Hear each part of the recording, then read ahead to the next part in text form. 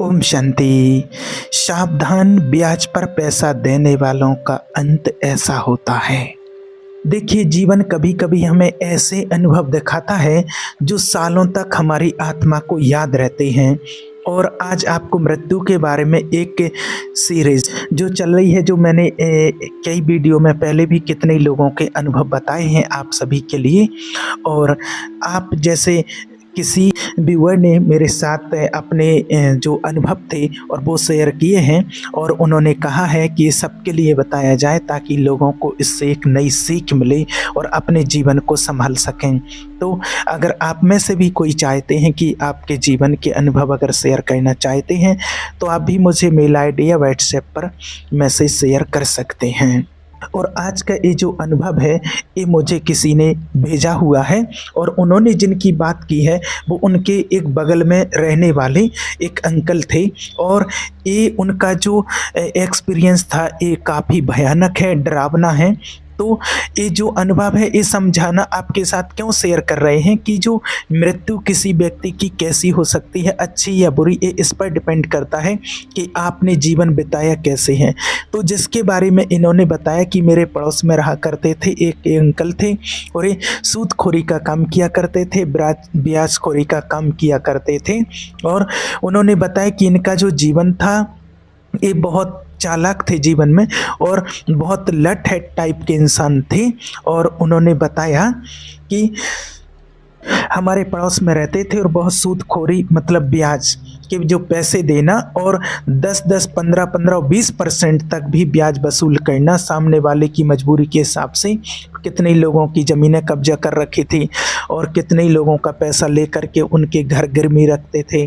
और कई मजबूरी में कोई पैसा ले जाता था, गांव का माहौल था और मजबूरी में लोग पैसा ले जाते थे, क्योंकि बैंक में तो ज़्यादा लोग जाते नहीं थे। और ये बात थी, लगभग उन्होंने बताया कि 8 साल पुरानी है, लेकिन उनकी जो कहा उन्होंने कि मेरी आत्मा में उनकी माना जो तड़प थी ना अंतिम समय की, वो मेरी आंखों में गूंज उठती है, दिखाई देती है। जो तड़प है वो मुझे आज भी याद है। तो उन्होंने बताया कि बचपन में इनका जो स्वभाव था वो बड़ा कठोर था, लेकिन बहुत लोगों को दुख पहुंचाया उन्होंने, बहुत लोगों को दुख पहुंचाया, बहुत लोगों को पीड़ा पहुंचाई। और जीवन भर इनकी एज रही होगी कुछ 62 या 3 ईयर के आसपास, 62-63 के पास। और जीवन भर माना ये समझो कि जीवन भर सूदखोरी करते रहे पैसे के मामले में।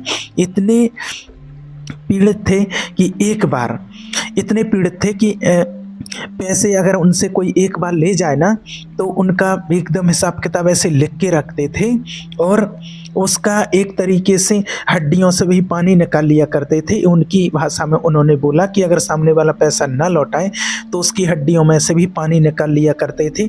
उसकी ज़मीनें गिरवी रख लेना, बच्चों को तड़पते हुए देखना, जो मर्जी हो जाए, लेकिन उस व्यक्ति का दिल नहीं कभी पसीजा था। देखिए, प्रकृति का समय होता है, हर चीज़ का, हर व्यक्ति का एक दिन होता है। परमात्मा कहते हैं कि कर्म किसी को छोड़ता नहीं है, और ऐसे लोगों की जो मृत्यु है वो बड़ी भयानक होती है। जब देखिए अंतिम घड़ियां जब आती हैं तो क्या हालत होती है ऐसे लोगों के, जब प्राण निकलते हैं कितना दुख होता है। और जब आत्मा उनके तन से निकलती है तो वो क्या अवस्था होती है, कितनी चीख निकलती है, कितना दर्द होता है, कितनी तड़प होती है उनको। उस टाइम पर बड़ी पीड़ा होती है, बड़ा तड़प होती है उन लोगों को। तो देखिए, भूलना मत कि जीवन भर जो भी कमाया होगा मृत्यु भी वैसी ही होगी। जीवन भर जैसा किया होगा वैसा ही आपके साथ होगा। और जब आत्मा निकलती है शरीर से तो ऐसी तड़प लगती है, ऐसी आग लगती है कि कुछ पूछो मत। इसीलिए संतों ने भी लिखा है कि सहजो मृत्यु के समय पीड़ा होए अपार, पंछी भिक्षु 1000 जो डंक लगे एक सार। वो डंक लगते हैं, हजारों डंक लग रहे हों एक साथ, ऐसा चीखता है शरीर। और जब वो चीखता है, चिल्लाता है, वो दर्द उन्होंने जो झेला, जिनको पता होता है ना, उन्हीं की बात की जा रही है। ये आपको बात को समझाने के लिए कह रहे हैं, और ये किसी को मेरा वीडियो किसी को डराने के लिए नहीं है। और बस ये जो वो अंकल थे जिनका नाम रमेश था उनके बारे में बता रहे हैं। तो वो जो उनकी घटना है, तो जब अंतिम समय में माना बीमार तो वो बहुत बार हुए और लास्ट टाइम पर बहुत बीमार पड़ गए थे और बहुत पैसा उनका हॉस्पिटल में भी लगा। लेकिन सबसे बड़ी दिक्कत क्या थी कि उनकी जो लास्ट मोमेंट तक आते-आते बाद में तो फिर काम उनके बच्चों ने संभाल लिया धीरे-धीरे करके। जो काम करते थे सूदखोरी का वो अभी भी कर रहे थे। बहुत सारी ज़मीनें उनकी हो चुकी थी, लेकिन कर्म ऐसे उल्टे-सीधे किए कि मृत्यु के समय जो हालत होती है वो कैसी होती है वो उन्होंने बताया। और वो बता रहे थे कि जब उस दिन हमें पता चला कि हमारे पड़ोसी रमेश जी बीमार हो गए हैं और वो पूरा जो उनके किसी हॉस्पिटल में आसपास हॉस्पिटल था वहाँ पर लेकर के गए। लेकिन उसके बाद जब डॉक्टरों ने जवाब दे दिया कि कहा कि इनका कुछ भी नहीं कर सकते हैं, आपको जो कहना है जो सेवा कर सकते हो कर लो। और जीवन में इन्होंने कोई पुण्य कर्म तो किया नहीं है, भक्ति तो की नहीं है, भगवान का ध्यान तो किया नहीं है। तो अंतिम समय में जो बद्दुआएँ इकट्ठी होती है ना लोगों की, वो जो तड़पाए लोगों को, जो लोगों को पीड़ा दी है, दर्द दिया है, वो बद्दुआएँ छोड़ती नहीं है। वो बद्दुआएँ अंतिम समय में वो तड़पाती हैं। और नरक क्या होते हैं? नरक कोई और नहीं होते हैं, नरक हम अपने जीवन में खुद इनवाइट करते हैं कि ऐसी भयानक सजाएं मिलती हैं अंतिम समय पर। यहीं पर सबको सब कुछ भोगना पड़ता है। तो क्यों ना जो हम भगवान को याद करें जो दूसरों को तड़पाने की बजाय। और जो तड़पाते हैं दूसरों को, क्या वो माना बचे रहेंगे? बिल्कुल नहीं बच सकते हैं। अंत के टाइम पर ऐसी ऐसी उनको पीड़ा होती है कि जो कह नहीं सकते हैं। कि जैसे बताया ना कि हजारों बिच्छू एक साथ डंक मार रहे हो, इतनी पीड़ा होती है। और वो पीड़ा किसी को बताई नहीं जा सकती है, वो उस आत्मा को महसूस होती है उसको, इतना भयंकर। और जिन्होंने शुभ कर्म किए होते हैं उनको पता ही नहीं चलता है कि उनकी आत्मा कब निकल जाती है और वो इससे पार हो जाते हैं।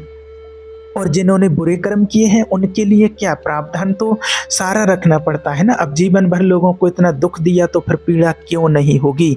वो नरक के समय का अनुभव, इस तरह का जो नरक का अनुभव है वो जीते जी ही होता है। तो उन्होंने बताया कि रमेश जी जो बगल में रहते थे वो कई बार चीखने की आवाज़ आती थी रात को। लास्ट बार 4-5 दिन तक उन्होंने कहा कि जब घर पे थे और चीखने की आवाज़ें लोगों को सुनाई पड़ती थी, हाय मेरे को ले जाएंगे, मेरे को पता नहीं क्या हो रहा है, मेरे सामने कौन खड़ा है। और डर डर के वो भागा करते थे, डर डर के भागा करते थे चीखते हुए।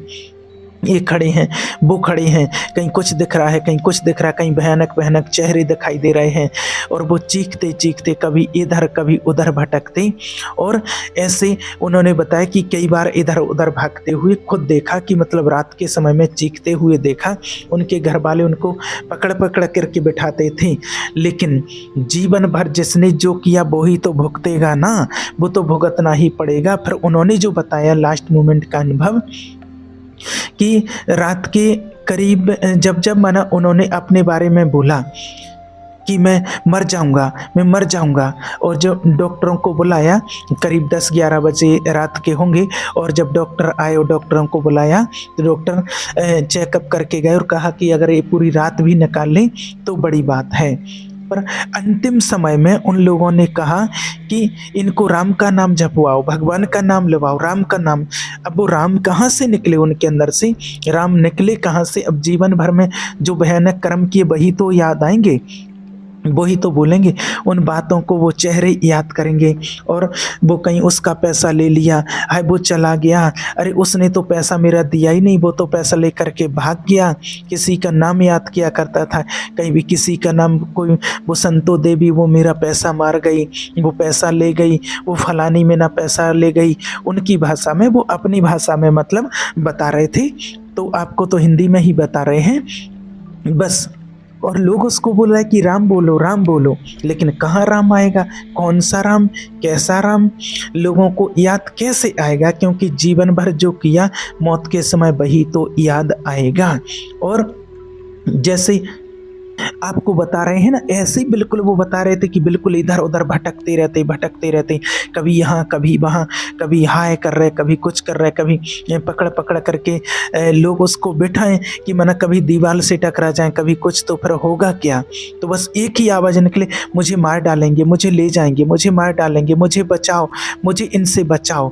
और आवाज़ में बिल्कुल उनकी दहशत थी, जैसे कोई जीवित व्यक्ति को देखने की कल्पना भी नहीं कर सकता है। और परिजन जो जैसी स्थिति में देख रहे थे, कल्पना भी नहीं कर सकते थे, कुछ भी नहीं दिखता था उनको, बस इशारा करते थे, वो आ गए, ये आ गए, वो आ गए, ये आ गए। उनका अंत समय में ऐसे लग रहा है शरीर जैसे खींच रहा हो और कोई अदृश्य शक्ति ने उनके पैरों को पकड़कर खींचा हो, चेहरा लाल हो गया और आंखें भय से भर गईं, भयभीत होकर। और ऐसे टाइम पर भगवान का नाम कैसे याद आएगा? आसपास के लोग चिल्लाएं, राम बोलो, राम बोलो, राम बोलो, राम बोलो। लेकिन लोग आकर के कहीं गीता का पाठ लगा दिया, कहीं कुछ कर दिया, ऑटोमोटिव लगा रहे, लेकिन कहाँ ध्यान जाए? जीवन भर कुछ किया नहीं, वो भयानक हरकतें तो वही भयानक अंतिम समय में ही दिखाई देगा। और होगा क्या? मरे हुए चेहरे उनको याद आए, अपने कोई पुराने लोगों को याद करते, वो खड़ा है सामने, मरे हुए लोगों को चेहरे आते हुए याद आए और ऐसा दिखाई देता, कहीं वो चला गया, कहीं वो चला गया, वो ऐसा था, वो ऐसी थी। और वो मैंने नाम बताए किसी किसी का, वो लोग जो बहुत पहले मर गए थे, मतलब किसी किसी का नाम उसने बोला। कहते हैं कि कोई सुंदरी लाल करके कोई व्यक्ति था और देखो वो खड़ा है, वो मेरे सामने खड़ा, वो मेरे से पैसे ले जाएगा, वो ऐसा कर देगा। बाद में लोगों ने कहा कि वो व्यक्ति कौन था? सुंदरी लाल एक व्यक्ति था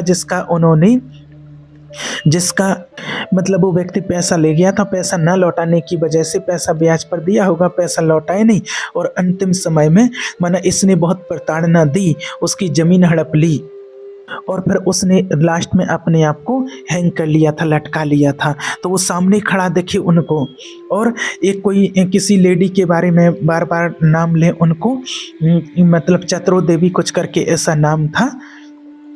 वो खड़ी, देखो वो खड़ी, वो भयानक खड़ी है, वो मुझे ले जाएगी। और उसको माना आंखें देखे उनकी, डरावनी सी आंखें उनके सामने आए और चीखते चीखते अपनी बात कहें।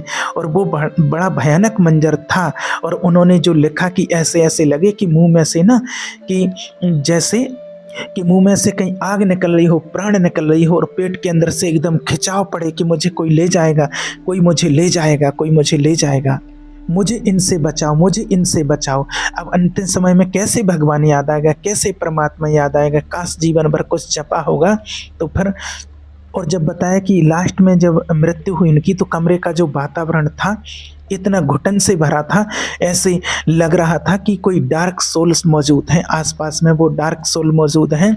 और वो जो अंतिम समय में जो होता है ना, कि उनकी जो हालत थी, वो खुद भी, उनका चेहरा ऐसा लाल जैसा पड़ा हुआ था कि चेहरे के ऊपर जैसे डर के जो बादल छा रहे थे, ऐसे लग रहा था, इतना भयानक सा। और बार बार जो वो आसपास के लोगों को वो चीख रहे थे, चिल्ला रहे थे। तो अंत में वो डरते डरते और ऐसे हाँपते हाँपते हाँपते हाँपते हाँपते और गिर पड़े, खड़े खड़े माना गिर पड़े, और उनके प्राण पखेरु उड़ गए। और उन्होंने बताया कि माहौल इतना डरावना हो चुका था, चेहरा बिल्कुल पीला पड़ चुका था मृत्यु के समय में, ऐसा कि क्या बताएं। उन्होंने कहा कि जो जीते जी उन्होंने जो दूसरों को नरक दिया, और वो नरक मृत्यु के समय उन्हें भोगना पड़ा। खुद का चेहरा कितना भयानक हो गया, खुद ऐसे डरावने चेहरे पड़ते थे, खुद उनको ऐसे लगता था कि जैसे मृत्यु के बाद के वो दृश्य जो सामने दिखाई दे रहे थे। बड़ा डरावना था वो मंजर, बहुत ही डरावना।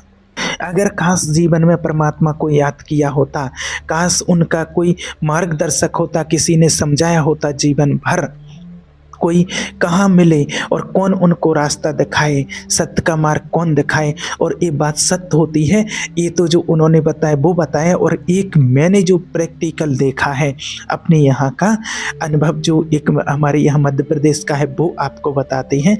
ये भी अभी कुछ ही दिन पहले की बात है। यहाँ पर क्या हुआ, एक व्यक्ति थे जो बहुत साहूकार, और वो माना पैसे देते थे, ऐसे माना उनका नाम दिनेश रैकबार था। तो वो भी माना पैसे देते थे, किसी को 10% पर, 20% पर। और जो पैसे देते हैं, पैसे वाले लोग तो होते ही हैं, और बहुत उनका नाम था, इतना माना कि क्षेत्र के एकदम दादा थे समझो। तो क्या होता है कि वो उसने किसी को पैसा दिया होगा, 2 व्यक्ति थे, बड़े गरीब थे, मतलब पैसा तो बड़े लंबे टाइम से वो देते थे, लेकिन उन्होंने नहीं चुका पाया पैसा, तो उन्होंने अपने आदमियों को भेजा और उनको घर से उठवा लिया, दोनों को रात को घर से उठवा लिया और फिर उनको रात भर माना अपने ही जहाँ उनका मकान था, वहीं मकान के अंदर ऐसे ही उनकी व्यवस्था थी, बड़े-बड़े मकान होते हैं ऐसे लोगों के, तो वहाँ पर उनकी ऐसे पट्टी बिछी हुई थी, माना पत्थर बिछे हुए थे और उन पत्थर पे लिटा करके और पानी डाल-डाल करके, ठंडों के दिन थे और ठंडा पानी डाल-डाल करके और बेल्ट जो होते हैं ना, उस बेल्ट से, चमड़े के बेल्ट से रात भर पिटाई की बेचारे दोनों की।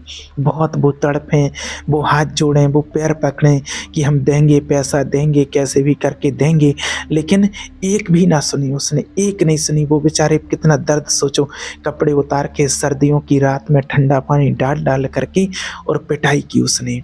सोचो कितना मना दर्द होता होगा उनको।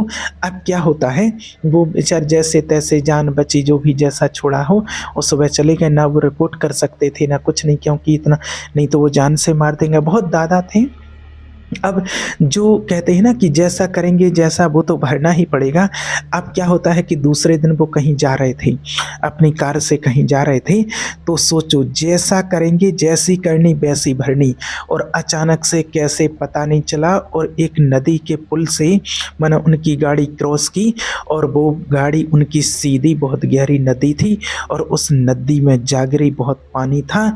तो पानी में रात भर, रात के ही टाइम पर जा रहे थे, तो रात भर उस पानी में डूबे रहे तड़प तड़प के, और जैसे उनको मारा था ऐसे ही तड़प तड़प के नदी के पानी में डूबे डूबे और वो मरे हैं।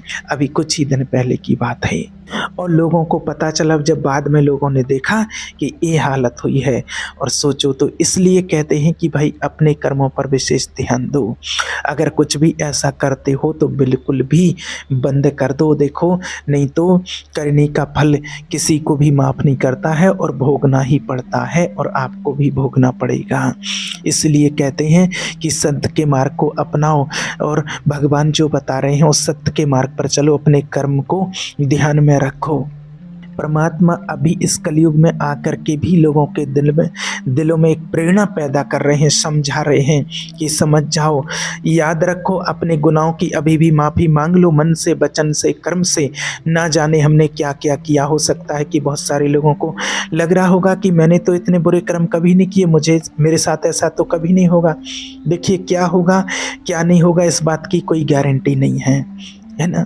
एक बात याद रखना कि परम पिता परमात्मा जैसा है तैसी कोई नहीं हो सकता है संसार में, इसलिए भूलना मत।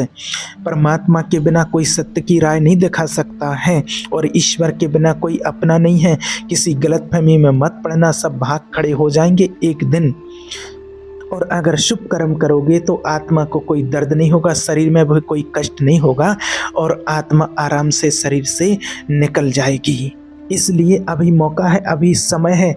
कौन जाएगा साथ में, क्या होगा अंत में, कोई भरोसा नहीं है। इसलिए आप सभी से यही कहते हैं कि अपने कर्मों पर विशेष ध्यान दीजिए, अटेंशन दीजिए। कोई भी ऐसा कर्म ना करो आपकी वजह से किसी को कष्ट ना हो, नहीं तो वो भोगना ही पड़ेगा। ठीक है। ओम शांति।